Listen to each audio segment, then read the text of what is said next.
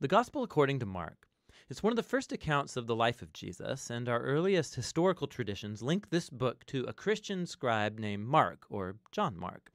He was a co-worker with Paul and a close partner with Peter. And in fact, an ancient church historian named Papias, he recalls that Mark had collected all of the eyewitness accounts and memories of Peter and then shaped them into this account. But Mark didn't just randomly throw the pieces together. He's carefully designed this story of Jesus. In the first line of the book, Mark makes this claim about Jesus. It's the beginning of the good news about Jesus, the Messiah, the Son of God. Now, what's interesting is that this is the only time Mark is going to tell you what he thinks. For the rest of the book, he's going to influence you by simply putting Jesus' actions and words in front of you and showing you how other people react to him. Now, Mark's designed the story of Jesus as a drama with 3 acts. The first one set in Galilee, the third one is set in Jerusalem, and the second act shows Jesus on the way from one place to the other. And each of the acts focuses on a repeated theme. So in Act 1, everybody's blown away by Jesus, and they're wondering, who is this Jesus? In Act 2, it's the disciples who are struggling to understand what it means for Jesus to be the Messiah. And then in Act 3, we watch the surprising paradox of how Jesus becomes the Messianic King. Let's just dive in and you'll see how it unfolds. After the opening line, Mark begins with a quotation from the ancient prophets Isaiah and Malachi, who said that God would send a messenger to Israel to prepare them for when God would show up himself to rescue his people and become their king. And Mark introduces John the Baptist as that messenger, and then right when you expect God to show up personally, Mark introduces Jesus. And as he comes onto the scene, the heavens open, God's Spirit descends on Jesus, and God says, "You are my beloved Son." After this, Mark places in front of us a summary of Jesus' core message. He went about Galilee announcing the good news that God's kingdom has come near. Jesus is carrying forward the story from the Old Testament scriptures about God's rescue operation for his world. Through Jesus, God is restoring his reign over the world by confronting and defeating evil and its hold on people's lives, and then by inviting them to live under his reign by following Jesus. From here, Mark's given us a big block of stories showing us Jesus' power as he brings God's kingdom. He goes about healing people whose bodies are sick or broken or under the oppression of dark spiritual powers. And Jesus even does something that for Jewish people only God has the right to do. He forgives people's sins. And Jesus' actions here produce lots of different responses. So some people follow him and become his disciples. Other people don't know what to think, and still others reject him completely, especially Israel's leaders who accuse him of blaspheming God and being empowered by evil. But Jesus isn't surprised by these responses. In fact, he draws attention to it. In chapter 4, Mark has collected many of Jesus' parables about the hidden, mysterious nature of God's kingdom. And Jesus says that his message is like seed falling on different types of soil. Some are receptive, some are not. Or it's like a mustard seed that's very tiny. It seems insignificant, but then it grows huge and surprises everyone.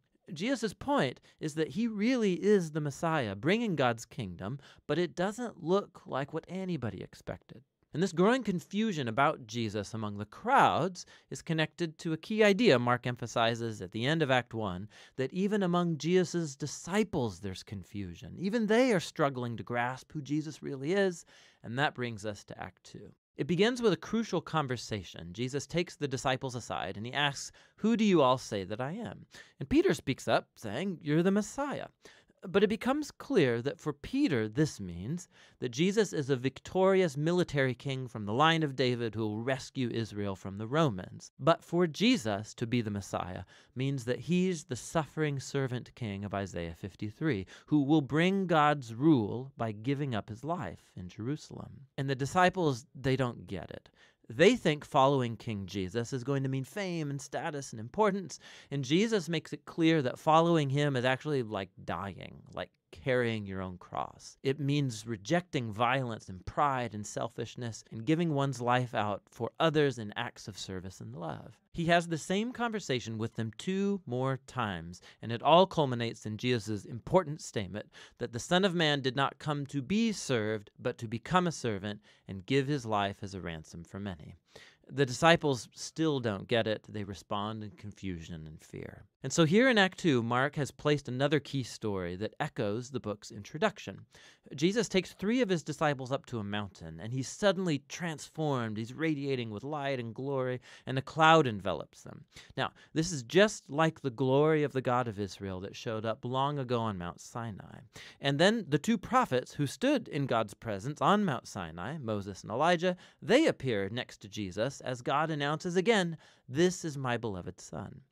Now, by placing this story in the middle of all these conversations in Act 2, Mark is making an astounding claim that Jesus, God's Son, is the physical embodiment of God's own glory.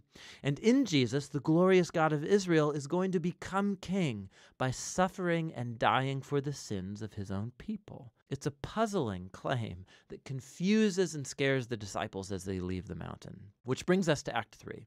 Jesus makes a very public royal entry into Jerusalem for Passover. People are hailing him as the Messiah. Then he enters into the temple courtyard and he asserts his royal authority by running out the thieves and crooks and stopping the sacrificial system. Then this kicks off a whole week of Jesus debating and confronting the leaders of Israel, condemning their hypocrisy, and so they set in motion a plan to have him killed. And Jesus warns his disciples, predicting that Jerusalem and its temple will be destroyed within a generation, and his disciples will be persecuted just like him, until he returns one day to bring God's kingdom fully over the world. And it all leads up to the final night. Jesus has his last Passover meal with the disciples, a symbolic meal that told the story of Israel's liberation from slavery through the death of the Passover lamb. And Jesus takes these symbols and he gives them new meaning. They point to the liberation from sin and death that will happen through the death of the suffering servant Messiah. From here, the story rushes forward to Jesus' arrest, his trial before Israel's priests and the Roman governor Pilate, all resulting in Jesus' crucifixion. And it culminates in a key scene that matches the important scenes from Acts 1 and 2, except this time it's darkness that descends, not a cloud. And instead of the divine voice from heaven, it's Jesus' voice crying out before he dies. And then most surprising is that it's a Roman soldier who sees Jesus die, who grasps and then announces who Jesus is. This man was the Son of God. He's the first person in the story to recognize the story's shocking claim about Jesus' identity, that it's the crucified Son of God who's the Messiah, Jesus of Nazareth, who died for his friends and for his enemies. After this, Jesus' body is placed in a tomb, and on the first day of the new week, 2 women from his disciples come to the tomb, and they discover that the tomb is empty, the stone's rolled away, and an angelic man informs them that Jesus isn't here, that he's risen from the dead. And so he orders them to go and tell this good news to the other disciples, that Jesus is alive, that he'll meet them back up in Galilee. And the women, they're freaked out. Mark says that they fled from the tomb in terror, telling no one, for they were afraid. And that's how the book ends, with Jesus' disciples showing the same kind of fear and confusion that concluded Acts 2 and 1. Now, if you look in your Bible, you'll see that the Gospel of Mark has more to its ending, where Jesus appears, he speaks to his disciples, but there's also a note there telling you that that ending is not part of the original book, that it's only found in later, less reliable manuscripts. Now, it's possible that the original ending got lost, or that Mark actually never finished writing his account, but it's more likely that this abrupt ending is intentional to make a point. The entire story has focused on the shocking claim that puzzled Jesus' disciples from beginning to end, that it's the suffering, crucified, and risen Jesus who's the Messiah, the Son of God. That God's love and upside-down kingdom were revealed as Jesus died for the sins of the world. And so this story ends without closure, and it forces you, the reader, to grapple with this very strange and scandalous claim about Jesus. And are you going to run away like the disciples? Or are you going to recognize Jesus as your king and go and tell the good news? And only you can answer that question. And that's what the Gospel of Mark is all about.